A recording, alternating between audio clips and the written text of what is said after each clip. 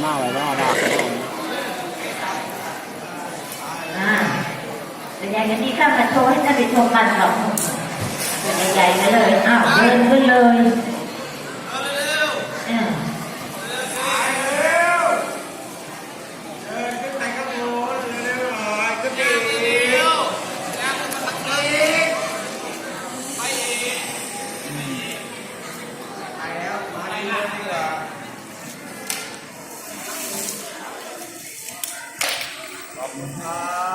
พยานจะเด็กกันนี้นะข้ามมาโชว์ให้เด็กชม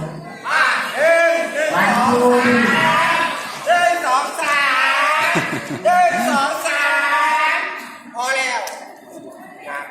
ขอบคุณครับขอบคุณครับเอาจับต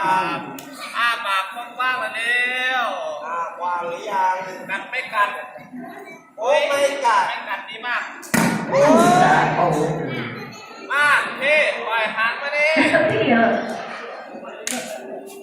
เรียกพี่แหละเรียกตาเลยตานี่แล้วหัวไม่ไปแล้วไปแต่ตาเอาหัวใส่ปากจระเข้เอาหัวเนี่ยใส่เข้าไปในปากจระเข้เอาหัวเนี่ยใส่เข้าไปแล้วใส่เข้าไปเย็นตาเย็นตาทำให้ดูก่อนดิมาค่ะเดี๋ยวจะนะคะเอาหัวใส่ปากจระเข้ให้ท่านได้ชมกันนะคะคุณเห็นเป็นสายขอบแดงพี่ก็ใส่ให้ดูนะมีอีกไหมครับอันใหญ่ได้แล้วโอ้แม่น้อยเก็บก่อน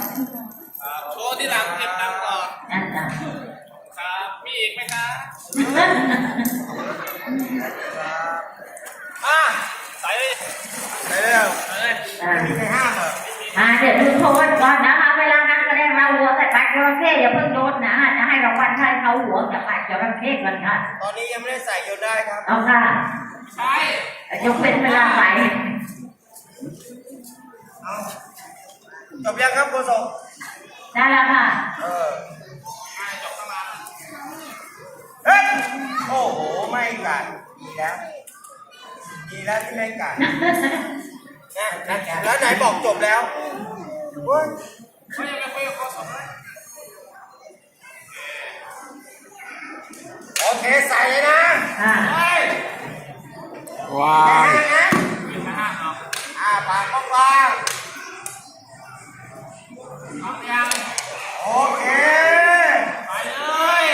ใส่เลยนะยืมเอาออกเข้าโอเคเรียบร้อยแล้วค่ะ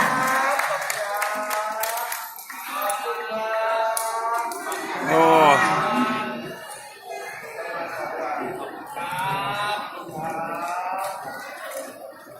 จำเสียเอาเด้อหน้าบาทเลย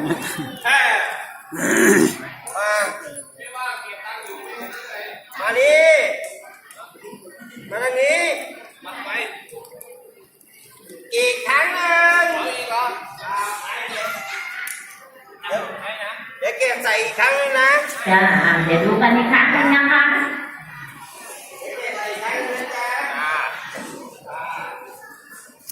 ขอบคุณครับเอาหัวใส่ไปได้แบงค์ร้อยเลยนั่นแหละสิไม่มีราคาเอาใหม่เราไปมีเทคนิคเยอะแบงค์ร้อยแล้วโอเคอีกครั้งนึงนะ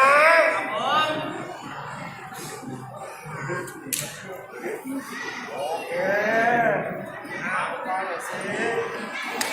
ปากไม่อาบโอเคอีกครั้งนึงครับครั้งค่ะ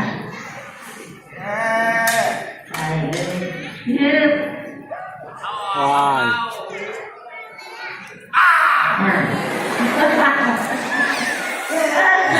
จังไม่ใจก็หนีหน่อยโดนปากเอาอย่างนี้ดีกว่าเราเปลี่ยนตัวอีกเอาตัวใหม่ขึ้นมาเลยตัวนี้ใหญ่ไปนะครับเราเล็กกว่านี้